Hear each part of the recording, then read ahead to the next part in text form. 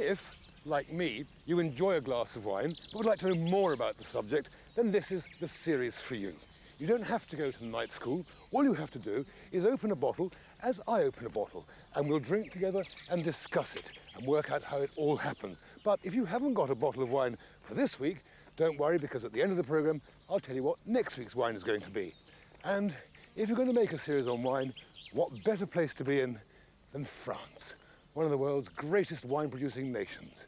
And the food's not bad either.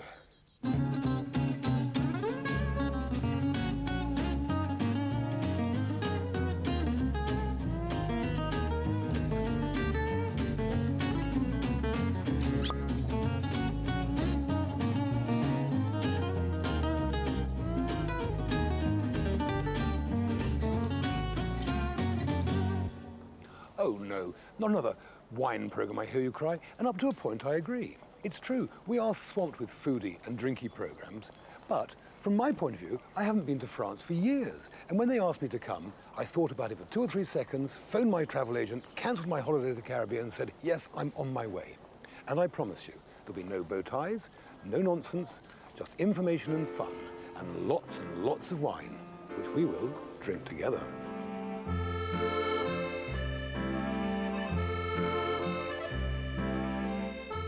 We will travel to some beautiful places throughout France, and I'll be cooking classic French country dishes to match the wines we'll be tasting.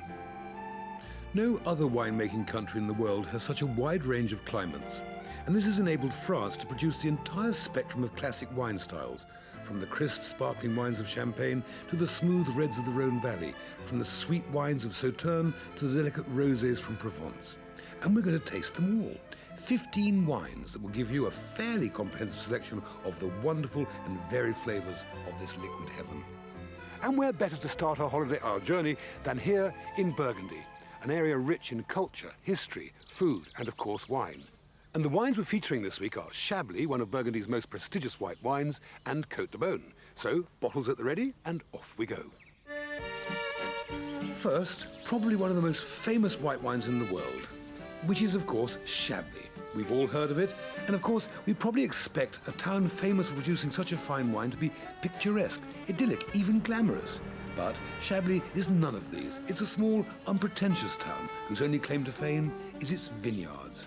But I like it. Be that as it may, we're here to do some tasting. So, corkscrews at the ready, please. But first I must remind you that the way to really enjoy this programme is to have your bottle, in this case a bottle of Chablis, chilled, open and ready to go. But before that, a few little words, as they say, from our sponsor. The fact is, I've been drinking wine for nearly 40 years. I've sometimes confused the price of a wine for its year. For example, I once chose what I thought was a 1972 wine, and in fact it's £1,972 for the bottle. I've also drunk my fair share of gut rot. But this experience was not deemed to be satisfactory by the powers above for me to handle this programme single-handed. So I have with us for this programme, in the whole of the next 8 weeks, an expert. And you've got to have an expert, and he's called Jonathan Pedley, who is our master of wine and an expert. And Jonathan has promised us he will not speak gobbledygook, no wine speak. It'll be plain man's drinking English. Is that correct, Jonathan? I promise I shall be on my best behaviour. Because the penalties will be severe if not. Now, it's true to say, and it's obvious, there are 3 kinds of wine: rosé, white and red.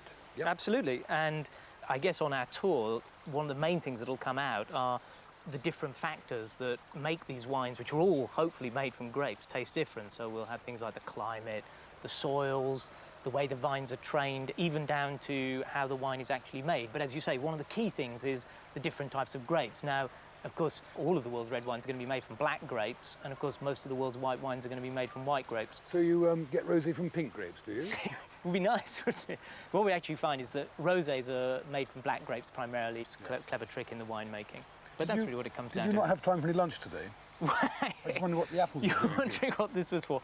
It was just to show you that if you look at the apples here, I mean, we're quite happy with the idea that, you know, a green apple like this is going to taste different from a red apple like this. And what we'll find is that, yes, there are black grapes, yes, there are white grapes, but there are also different types of white grape and different types of black grapes. They're known as grape varieties. And of course, that's going to be one of the main differences between the different types of wine. Fine, but we have this expensive but sad collection of empty wine glasses here. Why have you brought these? I wonder if we just couldn't get on and actually taste some of this. Let's taste some wine. The sort of glasses we've got here, I think, are good wine glasses. This is a good one. It's the biggest one. That's the best one. I think you're going to bond with that over the trip, aren't you? But these are all, as you can see, roughly a sort of tulip shape, and they're all plain glass. So for people at home, the thing I think to avoid is coloured glass or cut glass. So this sort of tulip shape is the ideal thing. Very well. Well, let's make these sad glasses happy, and let's actually taste some of this stuff. There you go. Now, this tasting thing is much less scary than you think. Good. In fact, when you taste wine, you're just using 3 of your senses, sight, smell, and taste. So first thing is, obviously, our sense of sight and the appearance of the wine. And you can see I've got a piece of white paper here, so I can look carefully at the appearance and judge it sort of objectively. First thing to look for, always, when you're tasting any wine in a restaurant or wherever, is it clear and bright? Because obviously, if it's cloudy or dull, that's a fair indication there may be something wrong. So what would you say for this? It looks bright and cheerful. Yep, the appearance is absolutely fine, so clear and bright, so we know the wine's probably going to be okay. Now, the second thing to do on the appearance is to try and judge the intensity of the colour. So just roughly speaking, I mean, does that look to be a deep colour for you for a white wine, or quite pale, or No, I think it's a very pale lemon, don't you? Yeah, pale lemon. That's right, it's a very pale colour. Some people might say straw. Of course, the point is everyone will have their own vocabulary. The important thing is you don't think it's purple or something like that, OK, so that's the appearance done. Pretty straightforward. It's clear and bright. It's a pale colour, and, it's got that nice lemon there. OK, now, on the smell, and this, as I say, is where the tulip bit comes in. Unbelievably difficult, this. Why are we doing this? It's to release, really, the aroma. In fact, if you ever try it, when you get a glass still and you smell it, you get some aroma, but if you give it a good swirl, you get a much bigger blast of aroma. Now, the first thing to look for on the smell is rather like when we look to the appearance. We want to check this wine is okay. I often say to people who are starting with tasting, try and divide the smell up into 3 main types of smell. There's a fruit type of smell, a floral type of smell, and an earthy type of smell. So if we have a snort of this, I mean, which of those 3 types of smell do you get? I feel a sort of slight apple. That's right. I think we're in that sort of fruit end of the range, aren't we? And quite crisp. Yeah. If you can push it a stage further, as you're saying, and you actually get the type of fruit, apples, then I think you're doing very, very well. So you're nearly there. Good. Stage 3, the tasting. Let's have a slurp. And this bit's actually very straightforward. First thing always to check, is there any sugar in the wine? So in other words, is it dry? Is there a little bit of sugar? Is it medium? Or is it sweet? I mean, what would you say for this? No, this is a dry wine, unquestionably a dry wine. Yeah, it's bone dry, isn't it? And all the Chablis people will ever try anywhere in the world are going to be dry. Second thing to go for on the taste is the acidity. How sharp, how fresh does the wine taste? So, what would you say for that? It's sharp going down to crisp. It's crisp. Yeah, it's not terribly acid and horrendous, but it has quite high acidity. It's quite fresh, as you say, quite crisp. And then the third thing to go for is the alcohol level. Now, with your 40 years of quaffing, you should be pretty good at this one. How does that strike you in terms of alcohol? It's sort of mid-alcohol. It's around the 12 degrees. I mean, it's not heavy on alcohol, but it's well above. That's right. So moderate alcohol, about 12, 12.5 is usually what Chablis is. And so you've got dry, high acidity, moderate alcohol. So that's it. We're safely through. Now, this is made from what? Which grape is used for this Chablis? Well, Chablis is made from perhaps the most famous of all the white grapes, the Chardonnay grape, which of course is grown all over the world nowadays. So in a way, it's good to start with if you like, a benchmark type of wine, So now we know, Chablis is a Chardonnay. And yes, I agree with JP, it is elegant and subtle. Do you think so too? But what I want to know is, what's all this business about the soil? Well, what we're going to see is that I guess the thing they're most fanatical about here is this soil. We'll talk about that in a second, but I mean, one thing is this climate, that it's a very, very cool climate here, one of the coolest grape growing You could say it's Baltic, actually. Freezing. But, and this makes obviously a big difference from if, say, you're growing a Chardonnay in Australia or California, a warmer climate. And we've tasted already that lovely fresh acidity. That comes from the cool climate. But the locals get particularly fanatical about this special soil. This almost looks as though the stones have been laid on. It does, doesn't it? And they call this stuff Kimmeridgian clay, and you can see it's like a sort of clay with bits of limestone in it. But the thing they really get excited about is this incredible fossil soil. You can see the tiny sort of oysters there. Little oyster fossils, oysters and Chablis go well together. That's right. So they're obviously one step ahead of you and I. But the French, in effect, sort of combine all these factors like the soil, the slope, the climate we've been talking about. They summarize that all with this word terroir. And they would say, and we'll see it through the whole trip, you know, the terroir is what makes one wine different ultimately from another. Fine, that's clear. So let's press on.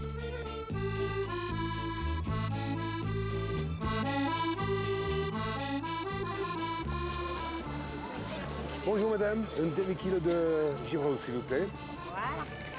One of the great pleasures of France are her street markets, full of local and fresh produce, and the delights like boudin noir, black pudding. So, two classic Burgundy dishes. One is coq au vin, and this is a real cockerel, corn-fed cockerel, frying in butter and olive oil. The other ingredients are going to be shallots, carrots, smoked bacon lardons, mushrooms, and here I couldn't get any cockerel blood, so I've minced up a black pudding, a boudin noir, to make a puree of blood to go in there to thicken later. The other thing is, quite different, this is to drink with our white wine, cooked ham off the bone, prepared with two kinds of Dijon mustard, white wine, shallots, mushrooms, and chanterelles, fresh cream, and noodles. Okay, so the first thing we need to do is fry off in the butter here our little lardons of bacon. Then we'll add the carrots. All these must take a nice golden colour. Then we'll add the shallots. Now we'll tuck some garlic in.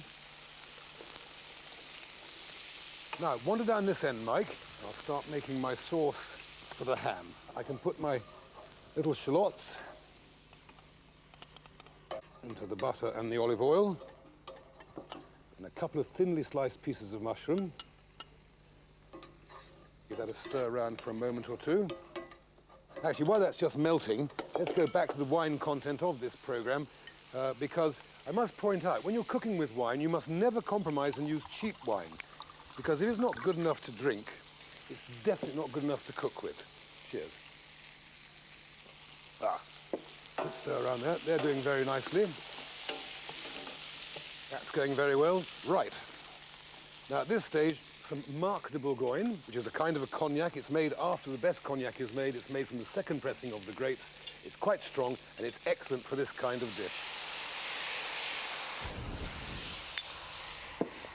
Then we whack in a good litre or a good bottle of splendid Burgundy wine.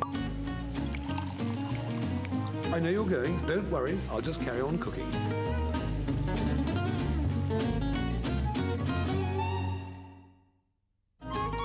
Sorry about that, but good food waits for no one.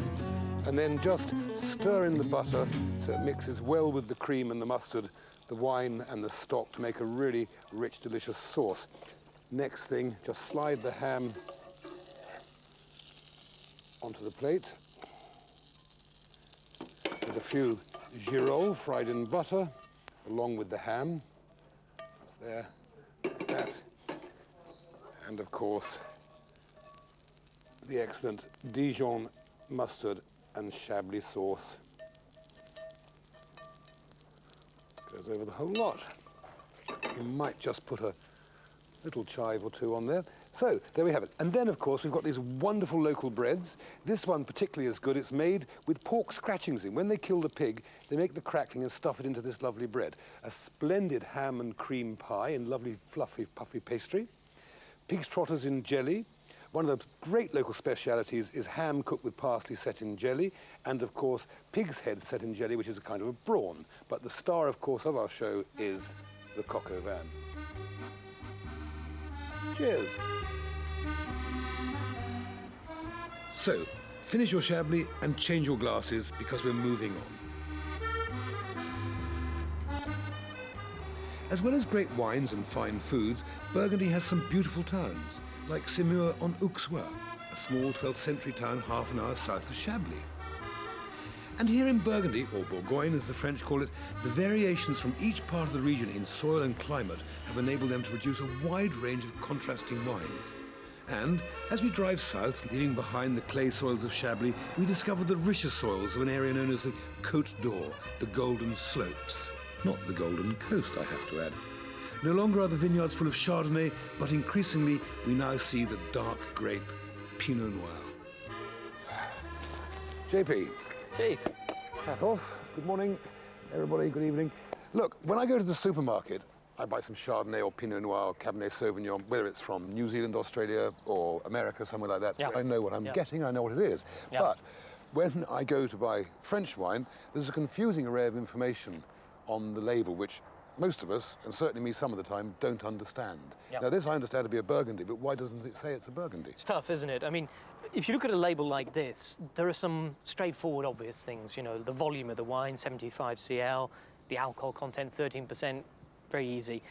Lurking down here, you've actually got the name of the producer, this case a firm called Louis Jadot. And then, I suppose in France, what is in many ways the crunch information is, of course, where the wine comes from.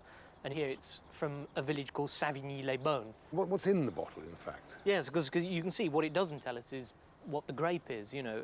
There's no information about that. Well, what has it been made from? This has been made, as all the Côte de Beaune reds are, from Pinot Noir. And like other Pinot Noir wines around the world, it will share that sort of family resemblance. And Appellation Contrôlée, is that a guarantee of quality? Well, we're going to talk about Appellation Contrôlée later on in the series. It's quite a big issue, but the easiest way, I think, at this stage to think about it is that Appellation Contrôlée, in effect, guarantees that this wine comes from where it says it does. It comes from the village of Savigny-les-Beaunes, as opposed to, for instance, this bottle I've got just here, which you can see comes from the city of Beaune itself. Right. They're both from the Côte de Beaune, they're both Pinot Noirs, but because the French are fanatical about this business with the soil, no two are going to be quite the same. You know, the terroir makes them different.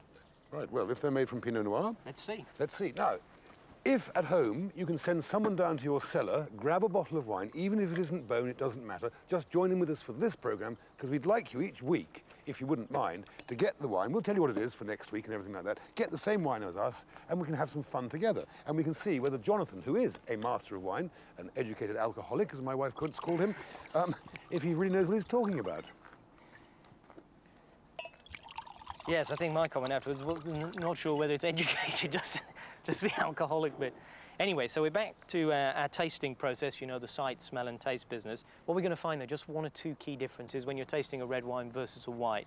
First thing is on the appearance here. When you're describing the appearance of a red wine, you need to do it almost in two stages. We check it's bright, just to make sure it's okay, we know about that. But the actual description, you want to look at the body of the wine, first of all, if you like, the middle of the glass. Mm-hmm. It's quite a deep red. Fairly deep, isn't it? But in fact, what we're going to find is that Pinot Noir wines, and the red Burgundies in particular, are never quite as deep as some of the other red wines. So you can say sort of mid-depth of, what would you say, something like ruby or something? Plumish red. Yeah, mid-depth of plum colour in the body. And then a very, very important thing on a red wine is to then tip the glass up and look at what's happening on the rim here. Yeah, slightly pinky, slightly orangey. Now, roughly speaking, what happens to a red wine is when it's young, newly fermented, you know, sort of a few months old, it's almost purple on the rim. And then the colour gradually fades and goes more towards this pink colour. And then in a couple more years, we'll start to get a bit of orange and a sort of terracotta, almost brick. This is orangey then, isn't it? Well, this is just, I think, on that stage where it's pink and it's just starting to pick up that first orangey hint. Which gives you a clue to the age of it. Yes, that's right. That, you know, it's not a... Which I would say would be about 1995. Is that right? Absolutely. Ah, getting on with it quite well, isn't it? It's easy. Doing quite what well. all the fuss was about. That's what we're seeing anyway, is a wine that's still fairly young, but it's showing a first sign of age. Fine. On to the smell then. So we give the glass a good swirl. This is really difficult to do. You shouldn't drink it try from it, such it's a big really- glass. I want a big glass. Right? Now, as before, we always need to check it's clean and fresh, and you can see it's Which okay. it is, yep. Yep. Smells a bit oaky to me. Yes. Now, this wine will have been aged in oak barrels, so that's there. But the Pinot Noir we were talking about, the grape behind this, is contributing that wonderful fruit character that if you smell it, it's almost red fruits, red currant, cherries. Yeah, it sort of smells of summer pudding. It is. And I, being sad, think this is one of the sexiest smells in wine, that lovely sort of red fruit. But that's getting a bit emotional, I suppose it is Very on your utterly programme one. pathetic. Right, on to the slurp. Yeah, about time. Now, like the Chablis, you can see that's dry.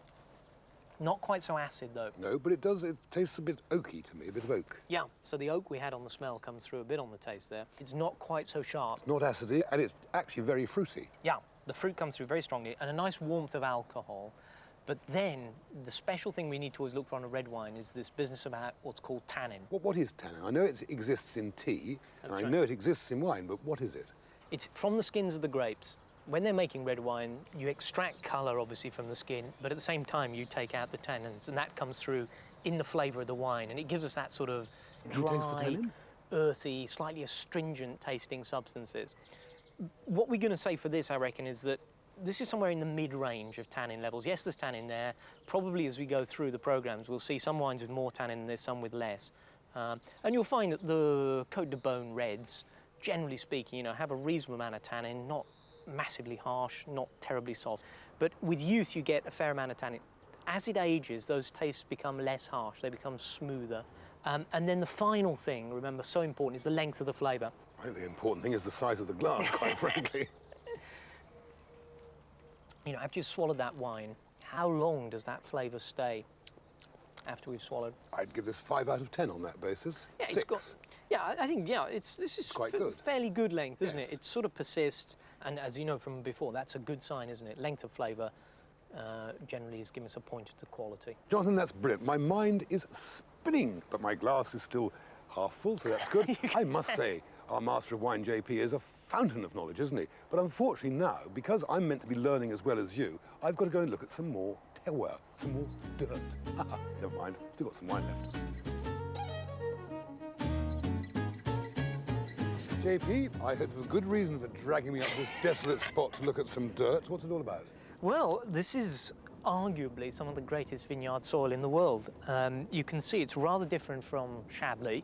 Can you see the soil's much redder? Yeah, very stony. That's right. And then here, as you say, these stones are limestone, and for whatever magical reason, the combination of this reddish soil and these rocks of limestone seem to make one of the great soils for vineyards in the world, So, although each grape has its own individual flavour, this can be enhanced or degraded even by the quality of the ground in which it's grown. Absolutely. I mean, one way to think about it is that when you've got a vine like this, roots deep down in the soil there, you can think of the character of the soil, the terroir, being transferred through the vine into the grapes and into the finished wine. So the vine's almost like a filter. So a Pinot Noir, say, here, would not taste exactly the same as a Pinot Noir grown in the south of France or in Chile or wherever? Absolutely. Not even quite the same as a Pinot Noir from, the next vineyard along. Fine, that makes sense to me. I hope it does to you too. Clearly, the flavour is in the dirt. I'll swallow that. That's the end of our first programme, so it's time to say farewell to Burgundy. Now, during the next week, please buy some Vouvray and some Puy Fumé, invite a few friends, and join us again next week in the Loire.